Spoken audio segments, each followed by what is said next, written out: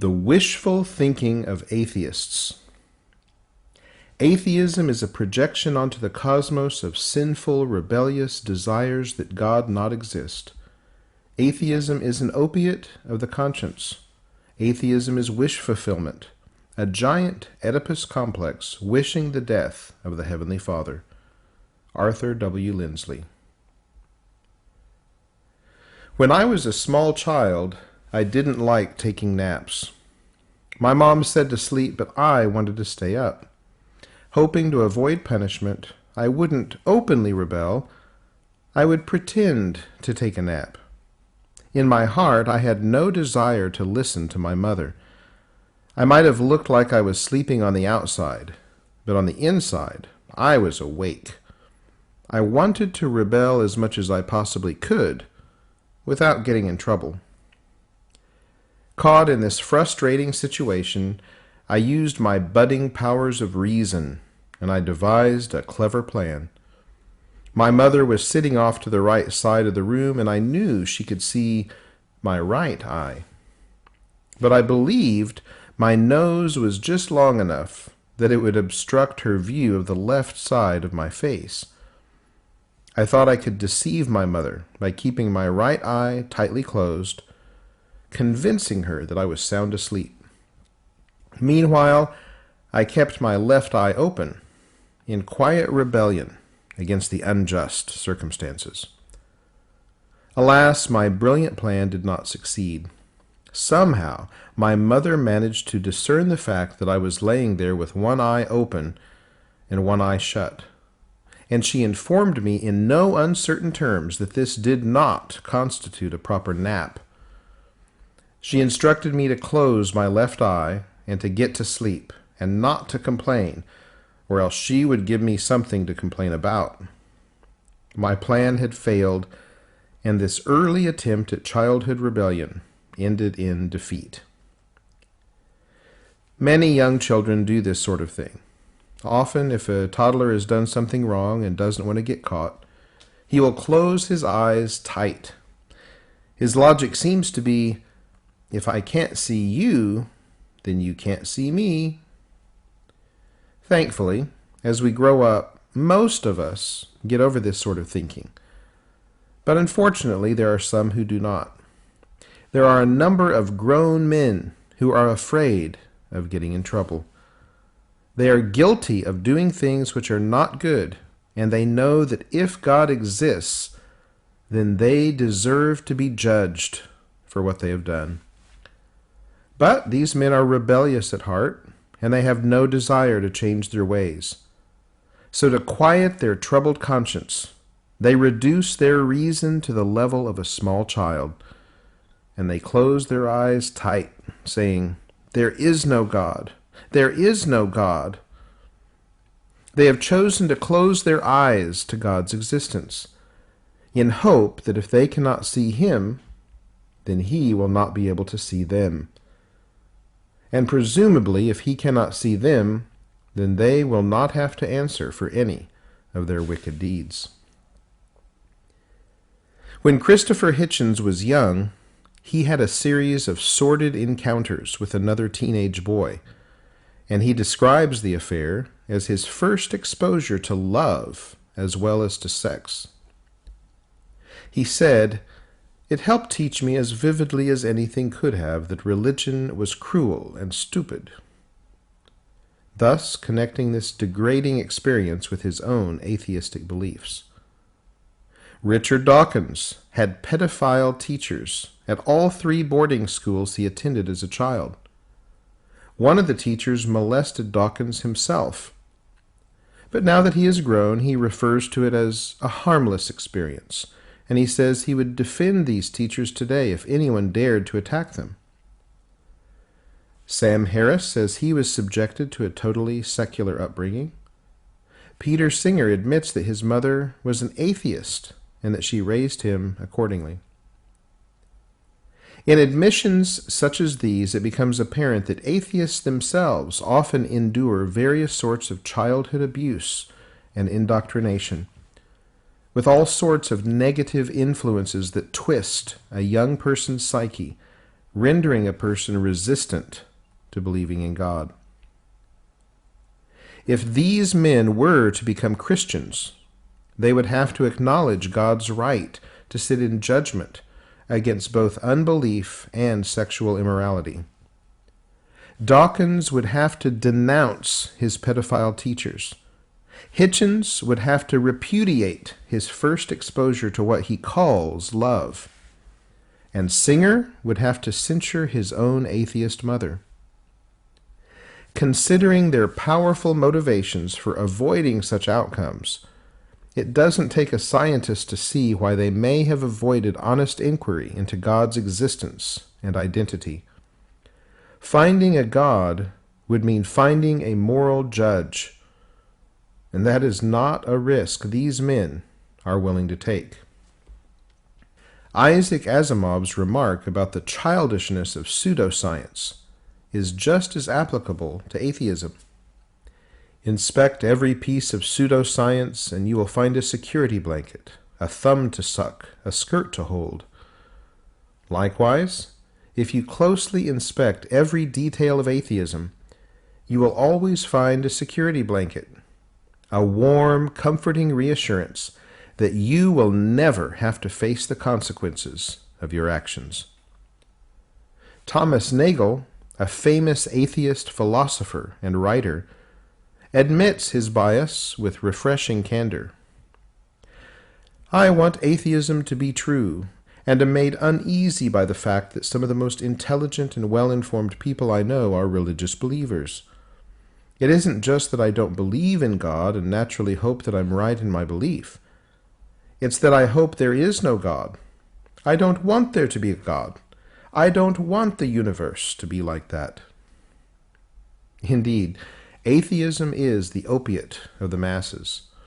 It is a powerful drug which deludes people into believing that they can live any way they want, committing any number of injustices without ever having to face the consequences for their actions. Atheism convinces men that they may live like the devil in this life without being punished with him in the next. Of course, grown men use this childish strategy in a way which is much more sophisticated than it is used by children. Instead of merely closing their eyes and chanting, "There is no God," they devise a clever labyrinth of tortured arguments, carefully crafted in such a way that they succeed not only in deceiving the masses, but more importantly, in deceiving themselves. This is what Richard Dawkins, Christopher Hitchens, Daniel Dennett, Sam Harris, Bertrand Russell, Karl Marx, and all high-profile atheists have done.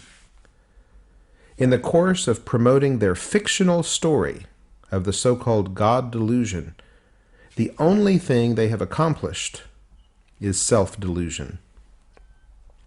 Now, for the sake of charity, I should clarify and point out the fact that delusion is not the same as dishonesty.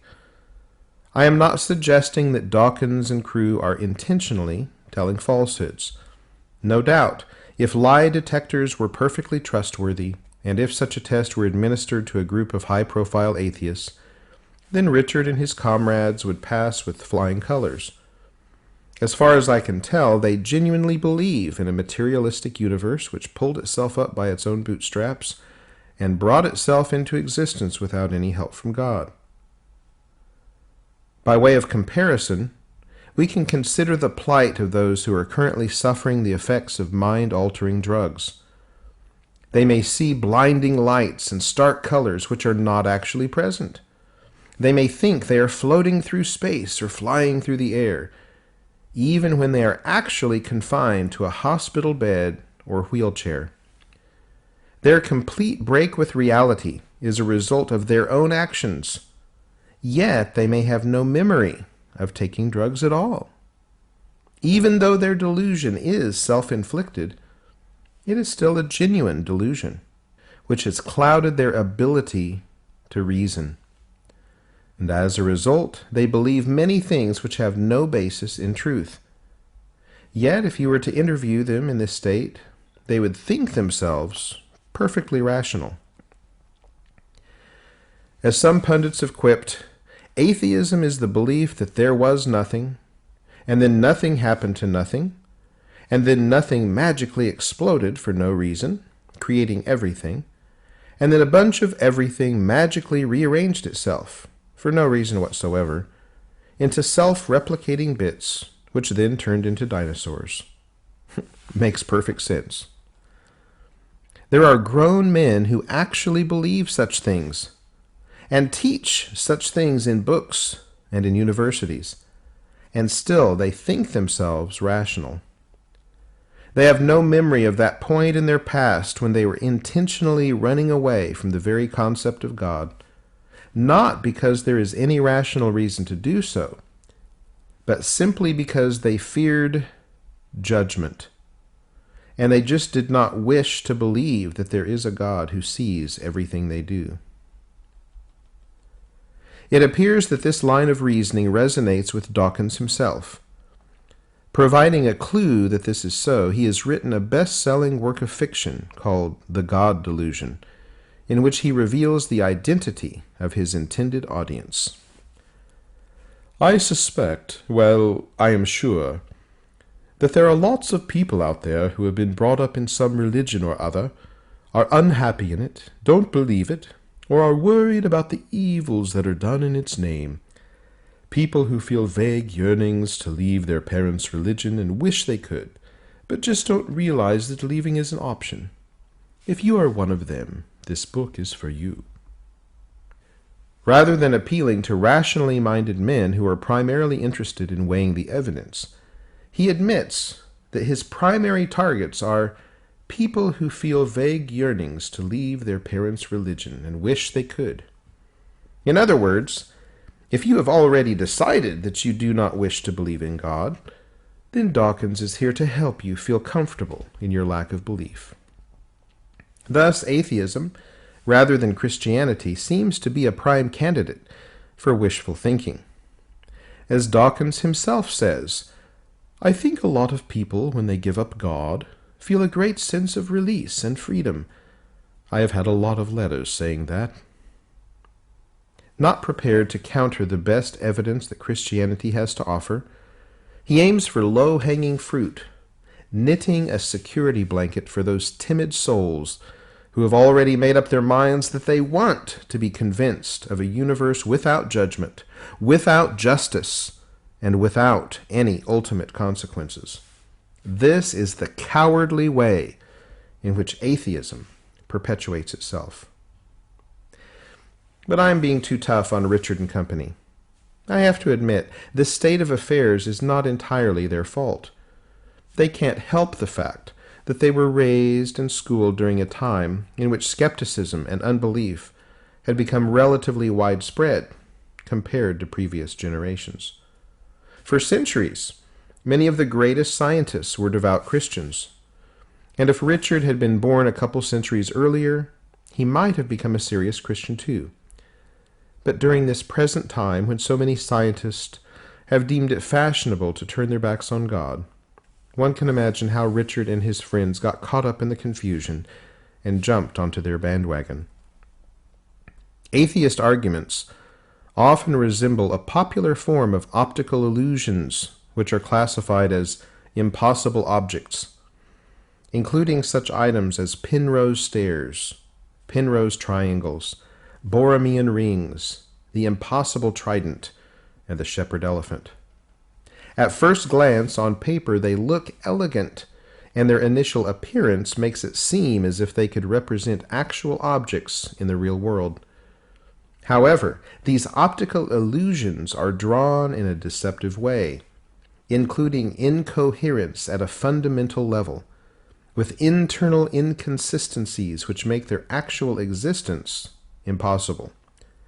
Such objects can be drawn, but never built.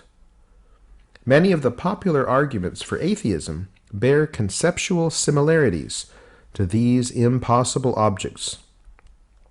Many high-profile atheists demonstrate an ability to formulate arguments which, on paper, have the appearance of coherence. Yet upon closer inspection it becomes clear that they lack internal consistency. When they use arguments to construct one pillar at the foundation of atheism, those same arguments only succeed in destroying one of the other pillars. It is as if they included Penrose stairs and impossible tridents in the drawings of their blueprints for atheism. They may appear sound and reasonable, but only as long as they are not inspected too closely. Thus, countering Dawkins' arguments is a task which is often best left to Dawkins himself. The same goes for Hitchens, Harris, and company. In the context of their overall arguments against the existence of God, they rely on a significant number of contradictory statements and incoherent assumptions. At various points throughout this presentation, we will return to this theme. Indeed, this phenomenon may prove to be an additional proof for the existence of God. After all, if an alternative to theism cannot be presented in a way that is internally consistent and logically coherent, then the only sound conclusion would be that God's existence is not only reasonable, but is logically necessary.